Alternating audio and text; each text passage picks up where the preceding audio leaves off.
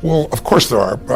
Half the planet lives on $2.50 a day. The challenge is the people that complain that they're the 99% against the 1% are actually the 1%. And you go say, Tony, what are you talking about? Those people down there who were in those tents downstairs, a few years ago, and if you watch them typing on their iPhones and having a Starbucks drink, they think that they are really suffering. But in reality, if you're in poverty in this country, you're in the 1% of earners in the world. You're the top 1%. So if you really care about the 1%, you got to care about everybody.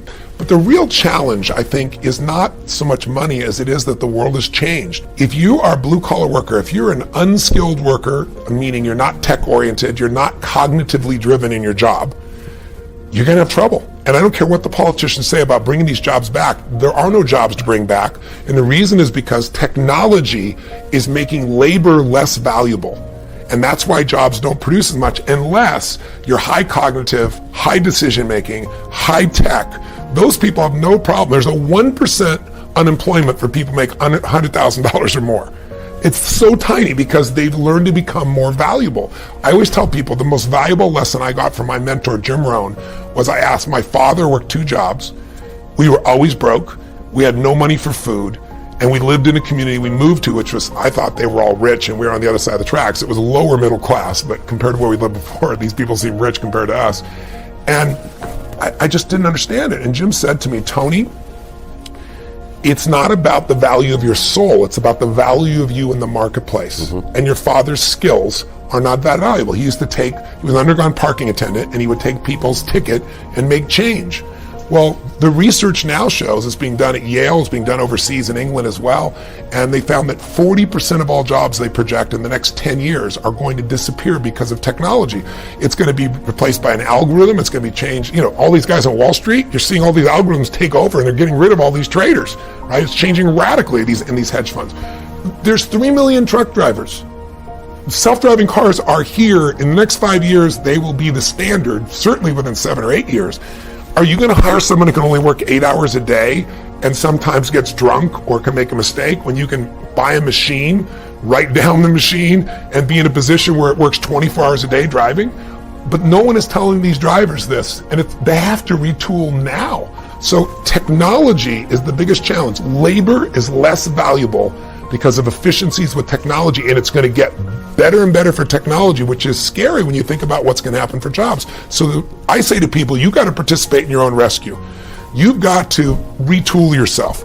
The idea that Bernie Sanders has of providing free education sounds wonderful, but the education he wants to do is community college. There are no skill sets in community colleges today, for the most part, that are going to prepare you for the economy or a job that's there. So what is that going to do? You're just going to waste more money, more time. We need to retool ourselves. The government's not going to do it for you. And a great leader in a company is retraining their people all the time. The training never stops because that is the innovative, creative marketing edge, is your own people. Most companies do less training today than they did 20, 30 years ago. It's crazy. So where do you get the training? I think they have to self-educate. I'm an example of that myself. You have to say, what's an area that I want to become masterful in, because dabblers will never have any financial freedom. If you're going to run a company, you got to find what is your niche. What is it you're going to do better than anybody else? Every one of us individuals have to say that and then say, now where do I get that education? In a world that we live in today with the internet, where there's education from all over the world, from MIT, from Harvard, online, and there are people you can go to work for who you could become a mentee of. There's just so many approaches, but you can't have a standard education and expect to have an extraordinary life. It's not going to happen. The one breakthrough for all leaders is constant, never-ending improvement. And that means educating yourself and continuing to develop even greater emotional mastery, because that's what affects whether you execute or not. Breakdowns, it's certainly not something I experience, but it's not because I'm so talented or so brilliant or so fearless. It's just, you're like an athlete. You're an athlete. Yeah. You're in shape, right? You're not going to have a reaction in your body like somebody who doesn't take care of themselves. Right. So, I don't believe in emotional intelligence. I think it's useful, but I'm more interested in emotional fitness, because intelligence is a capability. Fitness is a state of readiness. Interesting. If you are fit, you can take that demand right now and you can deal with it. You can deal with that physical stress, that emotional stress. Same thing's true with psychological fitness, emotional fitness, right? So I'm pretty fit, and part of that is not because I'm so smart. Part of it is that I've taught this for decades. I remember I had a woman who came to one of my seminars in in her, I don't know, early 80s probably. And she would run in this room, 10,000 people. I think it was, she went a couple of 10,000 person events. And she would get in this front row, fight her way through there. And she'd jump and go for it. And at one break, she came up to me, I was signing a book for her, and she says, she goes, Mr. Robbins, I've seen you at like 8 of these. She goes, I've seen you like when you're really, I know I can hear your voice, you're hurting or you haven't slept. And she goes, you always seem to be so up all the time. How come you're so up? And I said, well, part of it is I attend all these seminars. So I'm teaching it. So there's a fitness to that. But there's also, I've buried 3 fathers and 1 mother, and, that affects your life. I've had a physician look me in the eye and say, you have a tumor in your brain. Wow. And so I've had those moments that when you've had extreme stress and you push your way through it, you build psychological muscle. It's like, it takes a lot to knock me off. In the early days, we didn't have $50,000 to keep the doors open. How do we do it? Then I had, graduated to $5 million. I graduated to a partner of mine who kind of didn't do things well, and I ended up owning $100 million because I had to take on his debts. $100 million. But when you do all that stuff, now my companies do $5 billion, a year. So you keep expanding what I would call really the circle of the threshold of your influence. Sure. Everybody has a threshold of control, and if you get beyond it, you kind of freak out. So it takes a little bit more. I can't. So you don't really have breakdowns. I don't have a breakdown. I mean, do I get pissed off or get frustrated or tired? Yeah, but a breakdown, honestly, no. So how do you handle it if you get tired of something? I sleep when I can. Okay, cool. I mean, it's pretty simple. But when I've had challenging times, I mean, I have so many tools. Yeah. I pull them out. And mostly it's just like you as an athlete. You don't just physically break down. Right. You take care of yourself. So you're constantly training that. I think most people don't train their mind and emotions. It's like I think the most powerful muscles to me are not physical. They're as strong as important as they are. It's like faith is a muscle, courage is a muscle, determination is a muscle, playfulness is a muscle. Passion unexpressed weakens. Faith untested gets smaller. Yeah. So I'm always, I call it deep practice. I'm always pushing myself to the edge, and pushing yourself to the edge makes you stronger. I think I can boil it down probably to 3 or 4 words: money, power, ego, habit. That's a short answer. A friend of mine who is my friend until we have this conversation in academia, I've asked him once, I said, why evolution, for example? The DNA evidence, very recent, in the last 5 years, the DNA evidence no longer supports the theory of evolution as the mechanism for human origins. Evolution is a fact. And I want to be very clear about that. As a geologist, I've seen it in the fossil record, plants, animals, insects, some primates. Something happened 200,000 years ago, and the theory breaks down when it comes to humans. And the DNA shows us that. The DNA shows us very clearly that we did not descend from Neanderthal, for example. Their genome, we can now rebuild their genome and compare theirs to ours. We can actually, sounds like Jurassic Park, the movie. Science fiction, but it's science fact. We can pull the DNA. You can check your percentage of Neanderthal in We can pull the DNA from the bone marrow of fossilized remains of beings that we are supposed to be descended from and compare their DNA to ours. We didn't descend from Neanderthal. It shows that we did appear on Earth about 200,000 years ago. Where did we come from? Right.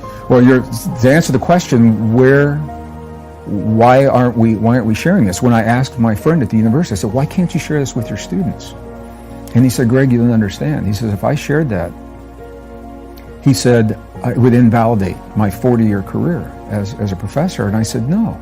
I said, it would do just the opposite. It would demonstrate to your young students how valid and relevant science is, because it's designed to be constantly updated, and you're doing that. It wouldn't invalidate. He said, well, think how much money it would cost to change the textbooks. And I said, my brother, I said, you're living in the Stone Age. They're not using textbooks. You changed it on the server, and you've changed it everywhere. And he said, well, think of all my class notes I would have to change. And I said, well, that's your job. But that was an example for me of it's a habit. It's a habit, but it's also threatening. And this is why I think it's so important, Brian. It's more than a philosophical conversation. As we globalize, as we push ourselves together, and we see the fear of what that means, cultures coming together in different ways of thinking, we also see a rise in hate. And hate is only possible because of a way of thinking. Rachel Carson was an author in the 1960s. She wrote Silent Spring. She was one of the first environmental authors about the use of the pesticide DDT back in the 1960s. And she made a statement. I read this when I was a kid, and it was so powerful. She said, "We only destroy the things that we don't value." We have been taught that human life has very little value through the theory of evolution, that we are a random process, genetic mutations. The textbook says that life is a behavior pattern that chemical systems exhibit when they reach a certain level of complexity. That's the definition of life that we're giving to our young people in school today. And it is such a sterile definition. It leaves no room for the specialness and the preciousness of life. And so our young people, through the video games that are very heartless, very violent, through the media, through the television, where are we instilling into our young people how precious and special life is? And if we're going to change that, when we begin to see what the DNA is telling us, it tells us something far beyond random genetic mutations is responsible for us. And that's, I think, where the change in thinking must begin. Well, it's interesting that you asked me that question. That one of my answers for people, when they say, hey, how can I get better at detaching and controlling my emotions, I tell them to start training jiu-jitsu. Because you're going to get tapped out in jiu-jitsu. Your ego is going to get smacked around so hard, you're going to lose your mind. And the madder you get, the more aggressive you are, the more you're going to get beat down, and the worse it's going to be. So you have to learn to control your emotions, no doubt about it. And then what you have to do is you have to start practicing it all the time. You have to start paying attention to the red flags that go up when I start raising my voice at you. I go, oh, that's your emotion. Get mad. And for me, like the minute I feel some sort of anger, some sort of jealousy, some sort of frustration, most of the time I go, oh, you're getting mad, that's your ego. You're getting emotional about this. Take a step back and listen to what the other person's saying. Take a step back and try and see it from their perspective. Take a step back and try and understand what they're trying to say. Because sometimes, if you're not a very articulate person, you're just making me mad. It's only because I don't understand what you're trying to say. Take a step back. Let's talk through it. So pay attention to, I always talk about when you're sending an email to someone and you're typing like this, don't send that email. That's not a good email to send. That's an emotional email. Wait, write it out, fine, and then save it and read it later, and you'll realize, oh yeah, I was really mad about something, or I was really frustrated. So how do you do it? You practice it. You pay attention to your emotions and you get control over them. Have kids. If you have kids, you'll have to learn to get control of your emotions. How do you gain influence and respect? Like, what's that process? Very similar to when we talked about trust and building trust and giving trust. If I want to gain the ability to influence you, well, then what I have to do is give you the ability to influence me. And when I say, hey, here's what we're trying to make happen. Here's what I want to do. And you say, well, I think we should do it like this. You know what I should say? Okay, well, let's take a look at that. The more I allow you to influence me, the more open your mind gets for me to influence you. So that's what I'm going to do. I'm going to allow you to influence me, and the more I allow that to happen, the more influence I'm going to have. Respect, same thing. If I treat you like you're a plebe, like you don't matter, you're not going to respect me at all. But if I treat you with respect and respect you, when you try and talk to me, I listen and I respect what you're saying and I try and understand it fully, then your respect for me is going to go up as well. So when you want to earn respect, give respect. When you want to earn influence, give influence. When you want to earn trust, give trust. All those three are related. Whatever position you're at, you want to be the bull. And I don't care if you're in the mail room or if you're the person behind that camera, that I'm going to be better than anybody else with that camera, and I'm going to be the best mail carrier and the person who comes up and is the most organized and does it the most professional way. You can be the bull at any position you're doing, and it's just telling yourself, I'm going to do this better than anybody else. I don't care what the job is. I don't care what you do. You be the bull at what you do. It's just the sport of this is what I do every day. And people say, why do you do this? And I just said, because what would I do? I mean, if I can't come to the office and solve problems and fight with everybody and conquest something, you know, conquer, then what am I going to do with myself? I'm going to sit home and die? I mean, that's what I enjoy doing. This is my basketball. This is my game that I play. This is my pickup Monopoly game, whatever you want to call it. Okay, I love going to the office and leading people and trying to conquer something. That's what I enjoy doing. It's sport. Totally, you're exactly right. This is steps to get to the next level. Now, if I don't pull any of that off, have I reached that point in life where I'm happy? Yeah. I don't feel like, after I bought the Houston Rockets, and once again, who gets to own 100% of their team in their hometown? There's probably not, of all the major 100 sports teams, there's probably not 5. So I feel very fortunate.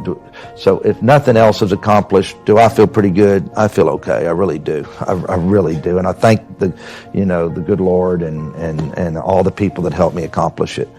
But what you just said is happening. I'm taking the next steps right now to get to the next level.